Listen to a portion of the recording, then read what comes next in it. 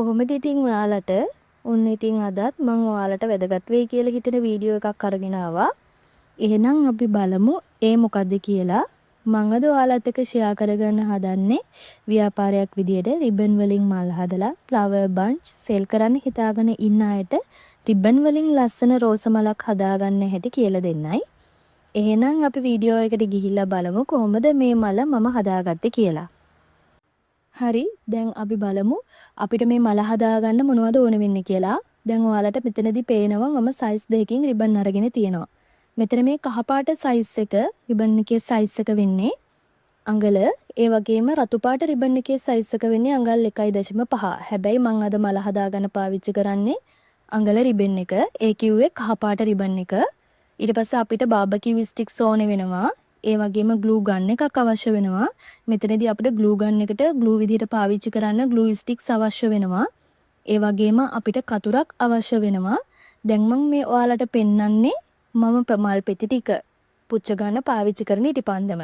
මෙතනදී ඔයාලට ඉටිපන්දමක් එහෙම නැත්නම් පහනක් නැත්නම් ලයිට් එකක් උනත් පාවිච්චි කරන්න පුළුවන්. දැන් මම මේ ඔයාලට පෙන්නුවේ මම මල් පෙති වලට අදාළ පටි ටික කපා ගන්න යූස් කරන බ්ලොක් එක. ඒ බ්ලොක් එක සෙන්ටිමීටර 6.5ක් දිගයි. හරි මේ තියෙන්නේ මම දැන් මල හදාගන්න පාවිච්චි කරන රිබන් එක. මේක අඟලක් පළලයි. ඒ වගේම මේ තියෙන්නේ මට පෙටල්ස් ටික කපා ගන්න අවශ්‍ය කරන බ්ලොක් එක. මම ඉස්සෙල්ලත් කිව්වා මේ බ්ලොක් එක සෙන්ටිමීටර 6.5ක් දිගයි. එතකොට මම මෙතනදී මේ පෙටල්ස් කපා ගන්නේ මෙන්න මේ 6.5 දිගට. මම මෙතනදී ATM කාඩ් එකක් යූස් කරේ නැති හේතුව තමයි ATM කාඩ් එකේ දිගත් එක්ක සහ මේ රිබන් එකේ පළලත් එක්ක මට මල එච්චර ලස්සනට ක්වොලිටි එකකට ආවේ නැහැ. මොකද රිබන් එක අඟලක් පළල නිසා. හැබැයි ATM කාඩ් එකේ දිගත් එක්ක බලනකොට අඟල් 1.5 රිබන් එකට එහෙම ප්‍රශ්නයක් වෙන්නේ නැහැ. මේ රිබන් එක අඟලක් පළල නිසා ATM කාඩ් එකේ දිගත් එක්ක ආවහම ඒ මල අන්තිමට සම්පූර්ණ වෙලා ආවට පස්සේ ඒ මලේ කිසිම ලස්සනක් නැහැ මට නම්. ඒකයි මම මේ විදිහට මගේ කැමැත්ත පරිදි මම මේ විදිහට බ්ලොක් එකක් හදාගත්තේ. මෙතනදී ඔයාලට 6.5ම පාවිච්චි කරන්න අවශ්‍ය නැහැ. ඔයාලා කැමති නම් ඔයාලගේ කැමති විදිහකට ඔයාලට බ්ලොක් එකක් හදාගන්න පුළුවන්. මෙතනදී මට හොඳයි කියලා හිතුණා සෙන්ටිමීටර 6.5. ඒ නිසා මම මේ විදිහට බ්ලොක් එක හදාගත්තා. දැන් මේ තියෙන්නේ මම මෙතනදී පෙටල් 30ක් කපා ගන්න ඕනේ. ඒ කිව්වේ මේ රිබන් එකෙන් 6.5 පටි 30ක් කපා ගන්න ඕනේ. මම දැන් මේක තුන් පාරකට ඒ කිව්වේ 10 ගානේ තුන් පාරකට පෙටි 30ක් කපා ගන්නවා. ඒ කිව්වේ පටි 30ක් කපා ගන්නවා.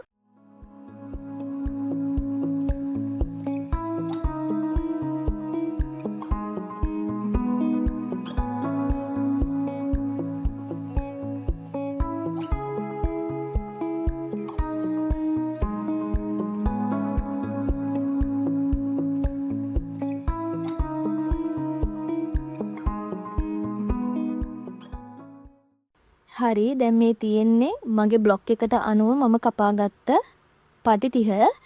දැන් ඔයාලට පේනවා බ්ලොක් එකේ ගානටම මම පටිත් කපාගෙන තියෙනවා කියලා. ඒක ඔයාලට පැහැදිලිවම පේනවා. ඊළඟට අපි දැන් කරන්න ඕනේ මේ පටි 30 නමලා පෙටල් 30 හදාගන්නයි යන්නේ. මේ පටි 30න් අපි නමලා පෙටල් 30 හදාගන්නයි යන්නේ. මට දැන් ඒකට ඕන වෙනවා ඉටිපන්දමක්. මේකෙදි ඔයාලට ඉටිපන්දමක් පාවිච්චි කරන්නත් පුළුවන්. එහෙම නැත්නම් පහනක් පාවිච්චි කරන්නත් පුළුවන්. එහෙම නැත්නම් ලයිට් එක පාවිච්චි කරන්නත් පුළුවන්. මෙතනදී පුච්ච ගන්න වැඩේට අකමැති කෙනෙක් ඉන්නවා නම් මේ වෙලාවේදී ග්ලූ ගන් එක පාවිච්චි කරන්න පුළුවන්. මේ තියෙන පෙටල් එකේ කන පිට පැත්ත ඉස්සෙල්ලාම අපි මේ වගේ එක කොනක් මේ විදිහට නමා ගන්න ඕනේ. වීඩියෝ එකේ තියෙන විදිහට ඔයාලා බලලා නමා ගන්න. ඒ වගේම අනිත් කොනත් ඒ විදිහටම අපි නමාගෙන පුච්ච ගන්න ඕනේ. මෙතනදී පුච්ච ගන්න වැඩේට අකමැති කෙනෙකුට මේ කොන් වලට ග්ලූ ගන් එක පාවිච්චි කරලා ග්ලූ ගන් ඩොට් එකක් තියලා මේ විදිහට අලව ගන්න පුළුවන්. ඔය මම දැන් පෙටල් එකේ හොඳ පිට කන පිට ඔයාලට පෙන්නනවා. කන පිටට තමයි අපි මේ පෙටල් සේරම නමලා අලව ගන්නෙ.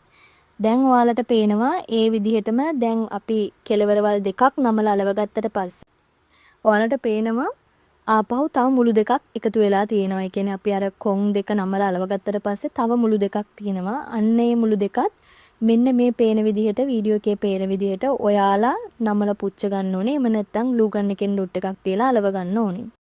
ඔන්න තියෙනවා මං හදාගත්ත මල් පෙත්ත. මේ තියෙන මල් පෙත්තේ හොඳ පිට මේ තියෙන මල් පෙත්ත කන පිට. දැන් අපි කන පිටට තමයි ওই පෙති නමල හදාගෙන තියෙන්නේ. දැන් ඊළඟට කරන්න තියෙන්නේ ඉතින් ඉතුරු පෙටල් 29ම මං කියන්නේ පෙටල් 30ක් අපිට ඕනේ කියලා. මං එක පෙටල් එකක් හදාගත්තා. ඒ විදිහට ඉතුරු පෙටල් 29ම අපි මේ වීඩියෝ එකේ පේන විදිහට ග්ලූ ගන් එකෙන් අලවලා හරි එහෙම නැත්නම් පහනෙන් හරි ටිපන්දමෙන් හරි පුච්චගෙන හරි මේ විදිහට පෙටල් 30ම අපි හදාගන්න ඕනේ.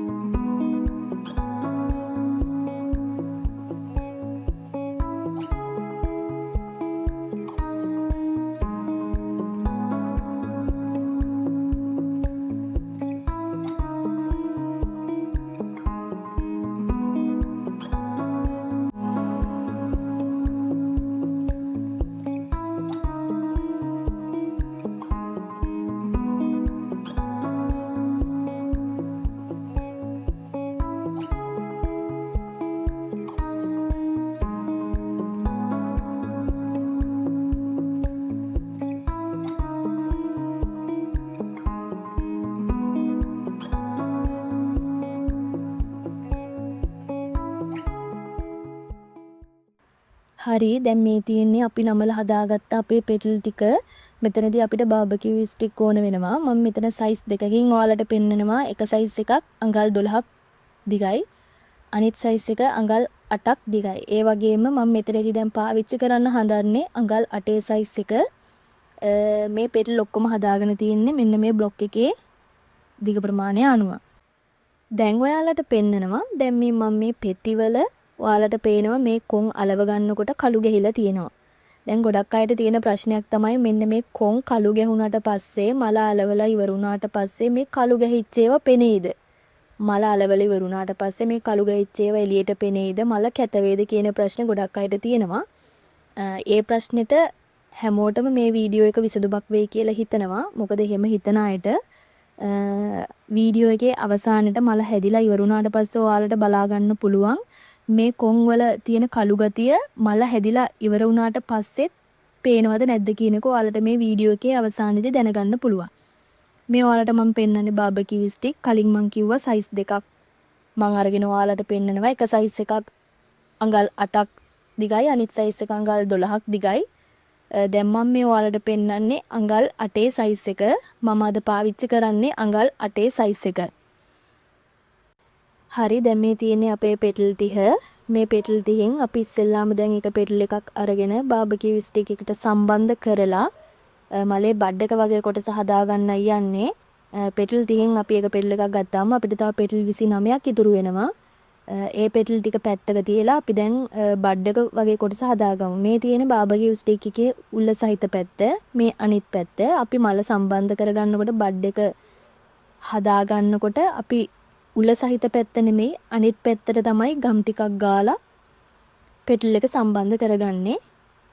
ඔයාලට දැන් පේනවා ඇති මම පෙටල් එක සම්බන්ධ කරගන්න විදිහ. දැන් ඔයාලට පේනවා මම මේ පෙටල් එක බාබකියු ස්ටික් එකට සම්බන්ධ කරගන්න හැටි. දැන් මේ පෙටල් එක අපි බාබකියු ස්ටික් එකට මෙන්න මේ විදිහට සම්බන්ධ කරගත්තට පස්සේ අපි මේකෙන් තමයි බඩ් එක හදාගන්නේ. අර බඩ් එක වගේ කොටස මේකෙන් තමයි අපි හදාගන්නේ. ඒක හදාගන්න මම ඉස්සෙල්ලාම ඔයාලා හොඳට බලන්න මම මේ පෙටල් එකේ මොන පැත්තේද මම මේ ග්ලූ ගන් ගන්න කියලා. ඔයාලා හොඳට බලාගන්න මම මේ ග්ලූ එක ගන් එකෙන් ග්ලූ එක මම මේ පෙටල් එකට ගාන්නේ මොන පැත්තේද කියලා. දැන් ඔයාලට පේනවා මම මේකේ ග්ලූ ගාලා තියෙන්නේ හොඳ පිට පැත්තේ. ඒ කිව්වේ අපි පෙටල් එක නමලා හදාගත්ත පැත්තේ නෙවෙයි අනිත් පැත්තේ. ඒ ග්ලූ ගාපු පැත්ත මෙන්න මේ විදිහට රෝල් කරලා අපිට මෙන්න මේ විදිහට බඩ් එක හදාගන්න පුළුවන්. මෙන්න මේ බඩ් එක ලස්සනට හදාගත්තාම තමයි මලේ ලස්සන හිටින්නේ. තව දෙයක් තමයි දැන් මේ අපි මේ මලේ බඩ් එක වගේ කොටස හදාගන්නකොට මේ බඩ් එකේ මැදින් අපේ බාබකියු ස්ටික් එකේ එළියට ඇවිල්ලා පේන්න බෑ. එහෙම චුට්ටක් හරි පෙනෙනොත් මේ මල කැතයි. ඒ නිසා ඔයාලා හොඳට මතක තියාගන්න මල අලව ගනිද්දී බඩ් එක වගේ කොටස අලව ගනිද්දී බාබකියු ස්ටික් එක ඒ මැදින් එළියට එන්නේ නැති වෙන විදිහට අලව ගන්න. දැන් ඔයාලට මම මේ පෙන්නන්නේ glue gun dot එක තියලා අපේ පෙඩල් ටික සම්බන්ධ කරගෙන යන්න ඕන විදිහ. ඒ වගේම මම ඔයාලට පෙන්නනවා මේ glue gun dot එක තියන්න ඕනේ පෙඩල් එකේ මොන පැත්තටද කියලා. මේ විදිහට දැන් ඔයාලට කරගෙන යන්න තියෙන්නේ ඉතුරු පෙඩල් 29ම මේ වගේ වැලක් ආකාරයට ඔයාලට අලවගෙන යන්න තමයි තියෙන්නේ.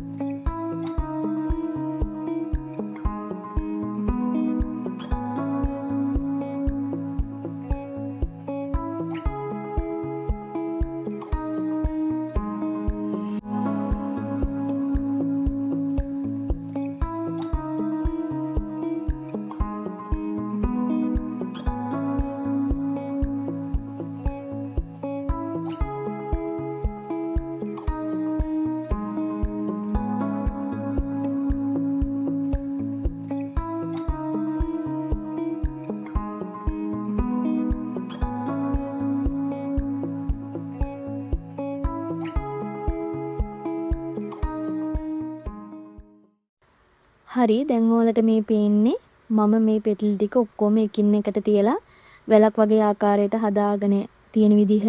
මෙතනදී මට සම්පූර්ණ එක දිගට පෙටල් ටික වැලක් විදිහට හදාගන්න බැරි නිසා මම තුන් පාරකට වැල් තුනක් විදිහට මේ පෙටල් ටික අලවගෙන තියෙනවා. දැන් ඔයාලට ඒක බලා ගන්න පුළුවන් මේ පෙන්නන්නේ මම මේ විදිහට හදාගත්ත පෙටල් ටික. හරි මම ඔයාලට කිව්වා මම මේ පෙටල් ටික අලව ගන්නකොට තුන් පාරකට වැල් තුනක් විදිහට තමයි අලවගත්තේ කියලා. දැන් ඔයාලට මේ පේන්නේ මං ඒ වැල් තුනම එක වැලක් වෙන විදිහට අලව ගන්න හැටි. මං ඊට පස්සේ මේ වැල් තුනම එකට තියලා අලවගත්තට පස්සේ ඔයාලට මම පෙන්නගෙන යනවා මම මේ වැලට පෙටල් කීයක් සම්බන්ධ කරලා තියනවාද කියලා. මම මෙතන වීඩියෝ එක ස්පීඩ් දාන්නේ නැහැ හේතුව ඔයාලට පෙටල් ටික හරියටම බලා ගන්න ඕන නිසා. දැන් මෙතනදී ඕන කෙනෙකුට පෙටල් ටික ගණන් කරන්න පුළුවන් මම පෙටල් මෙතෙන්ට හරියටම 29ක් දාලා තියනවද නැද්ද කියන එක ගැන. හරි දැන් මේ මං අතට ගත්තේ අපි කලින් හදාගත්ත බඩ් එක. මේක හොඳට වේදිලා තියෙන්නේ. ග්ලූ ගන් ගාලා අපි මේ බඩ් එක හදාගත්ත ගමම්ම මේ පෙටල් ටික අලවගෙන ගියොත් මල නිකන් බුරුල් වෙලා වගේ තියෙනවා. ඒක නිකන් එහෙට මෙහෙට යන්න වගේ බලනවා. ඒ නිසා චුට්ටක් වෙලා මේ බඩ් එක හදලා අලවගෙන පැත්තකින් තියලා තියාගන්න. දැන් ඔයාලට මම මේ පෙන්නන්නේ මම මේ හදාගත්ත පෙටල් ටික ඔක්කොම එකට එකතු කරලා හදාගත්ත මේ වැලේ අපි මල අලව ගන්නකොට ග්ලූ ගන්න ඕන පැත්ත. දැන් ඔයාලා මේකත් හොඳට බලා ගන්න. මෙන්න මේ පැත්ත වැරදුනොත් මල කැත වෙනවා. අලවල ඉවරුණාට පස්සේ මල කැත වෙනවා සහ අර මම කලින් කිව්වා වගේ පෙටල් එකේ මම ඔයාලට පෙන්නුවා කළු ගහිලා තියෙනවා. අන්නේ කළු ගැහුණු ටික පේන්නේ ඔන්න එතකොට තමයි. දැන් ඔයාලා හොඳට බලන්න මම බඩ් එක අලව ගන්නේ මොන විදිහටද කියන එක ඔයාලා බලාගෙන යන්න. මම මේ පෙටල් එකට බඩ් එක තියලා අලව ගන්න විදිහ. මෙතනදී ඔයාලට මම තව දෙයක් කියන්නම්. ඒකත් හොඳට මතක තියාගන්න. දැන් අපි මේ මල සම්පූර්ණ අලව ගන්න පාවිච්චි කරන්නේ ග්ලූ ගන් එක. එතකොට ඔයාලා මේ මලේ පෙටල් ටික සම්පූර්ණ අලව ගන්න සම්බන්ධ කරගෙන යනකොට ඔයාලා මේ මලේ පෙටල් 3කට විතරක් ග්ලූ ගන් එක පාවිච්චි කරලා ග්ලූ ගන්න මතක තියාගන්න. හේතුව මලේ පෙටි 3කට වඩා ඔයාලා ග්ලූ ගාගෙන තියාගත්තොත් ඔයාලට පෙටල් 2ක් 3ක් වගේ යනකොට අලව ගන්න පුළුවන්. එතනින් එහාට සේරම ග්ලූ ගන් වේලිලා යනවා. ඒ නිසා හොඳට මතක තියාගන්න පෙටල් 3කට වඩා ග්ලූ ගන් එක යූස් කරලා ග්ලූ ගා ගන්න එපා. ඒ වගේම ආයෙත් තව දෙයක් කියන්නම්. දැන් ඔයාලා මේ මල අලවගෙන යනකොට ඔහේ අලවගෙන යන්න එපා. ඔයාලගේ පැත්තට මල හරව සැරින් සැරේට බලන්න මලේ හැඩේ වෙනස් වෙනවද කියලා. හැඩේ වෙනස් වෙනවා නම් ඔයාලගේ ඇඟිලි පාවිච්චි කරලා ඒ මලේ හැඩේ හරියට හදාගන්න. මොකද ග්ලූ ගන් එක වේලුණාට පස්සේ මල ගලවන්න බෑ. මලේ හැඩේ වෙනස් කරගන්නත් බෑ. ඇලවෙන්නේ ඒක අපි අලවන විදිහටමයි. වේලුණාට පස්සේ ඇලෙව්වම තමයි. ඒ නිසා ඕගොල්ලෝ ඒ ග්ලූ ගන් වේලිලා යන්න කලින් ග්ලූ එක වේලිලා යන්න කලින් ඔයාලගේ පැත්තට මල හරවලා හැඩේ හදාගන්න මලේ හරියට. ඔයාලා දකින්න ඇති මම දැන් බාබකියු ස්ටික් එකේ යට හරියෙන් කොටසක් කඩලා අයින් කරනවා. එහෙම කරන්න හේතු දෙකක් තියෙනවා. එක හේතුවක් තමයි මම මේ මල දැන් හැදුවා වුණාට මම මේ මල ආපහු ෆ්ලවර් බන්ච් එකකට යූස් කරන්නේ නැහැ. හේතුව වෙන්නේ මොකද මම මේකේ ස්ටික් එක කඩලා දැන් අයින් කරපු නිසා. අනිත් එක තමයි මම මේකේ ස්ටික් එක කඩලා අයින් කරපු අනිත් හේතුව තමයි මට මේ මල හරියට ලස්සනට හැදෙන විදිහ ඔයාලට වීඩියෝ එකට පෙන්වන්න ඕනි නිසා මේකේ ස්ටික් එක මට දිග වැඩි. ඒ දිග වැඩි නිසා මට හරියට කෙලින් කරලා පෙන්වන්න බැහැ මල. ඒ නිසා මට ඒක පහසුවක් වෙන්න තමයි මම මේ ස්ටික් එකෙන් කොටසක් කඩලා අයින් කරේ. දැන් ඉතින් ඔයාලට කරගෙන යන්න තියෙන්නේ මේ විදියට පෙටල් ටික ලස්සනට ග්ලූ ගාලා අලවගෙන යන්න. ඒ ගලවගෙන යන අතරතුරේදී මලේ හැඩය වෙනස් වෙනවද නැද්ද කියන එකත් ඔයාලා බල පෙටල් ටික අලවලා මල ලස්සනට හදාගෙන යන්න.